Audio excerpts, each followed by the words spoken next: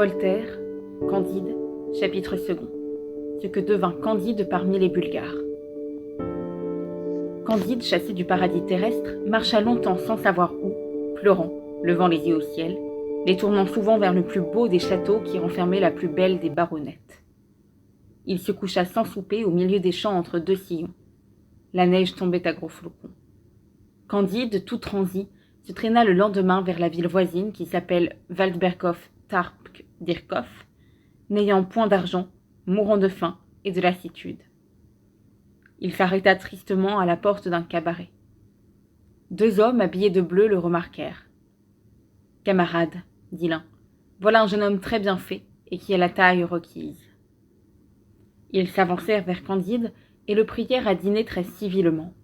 « Messieurs, leur dit Candide avec une modestie charmante, vous me faites beaucoup d'honneur, mais je n'ai pas de quoi payer mon écho. »« Ah, monsieur, lui dit un des bleus, les personnes de votre figure et de votre mérite ne payent jamais rien. N'avez-vous pas 5 pieds, 5 pouces de haut ? » ?»« Oui, messieurs, c'est ma taille, dit-il en faisant la révérence. »« Ah, messieurs, mettez-vous à table. Non seulement nous vous défrayerons, mais nous ne souffrirons jamais qu'un homme comme vous manque d'argent. Les hommes ne sont faits que pour se secourir les uns les autres. »« Vous avez raison, dit Candide. C'est ce que M. Pangloss m'a dit. Et je vois bien que tout est au mieux. » On le prie d'accepter quelques écus. Il les prend et veut faire son billet. On n'en veut point. On se met à table. « N'aimez-vous pas tendrement ? » ?»« Ah oui, répondit-il. J'aime tendrement mademoiselle Cunégonde. »« Non, dit l'un de ces messieurs. Nous vous demandons si vous n'aimez pas tendrement le roi des Bulgares. » « Point du tout, dit-il, car je ne l'ai jamais vu. »« Comment ? C'est le plus charmant des rois, et il faut boire à sa santé. »« Ah, très volontiers, messieurs. » Et il boit. « C'en est assez, lui dit-on. Vous voilà l'appui, le soutien, le défenseur, le héros des Bulgares. Votre fortune est faite, et votre gloire est assurée. » On lui met sur le champ les fers aux pieds, et on le mène au régiment. On le fait tourner à droite, à gauche, hausser la baguette, remettre la baguette, coucher en joue, tirer, doubler le pas, et on lui donne 30 coups de bâton. Le lendemain, il fait l'exercice un peu moins mal, et ne reçoit que 20 coups.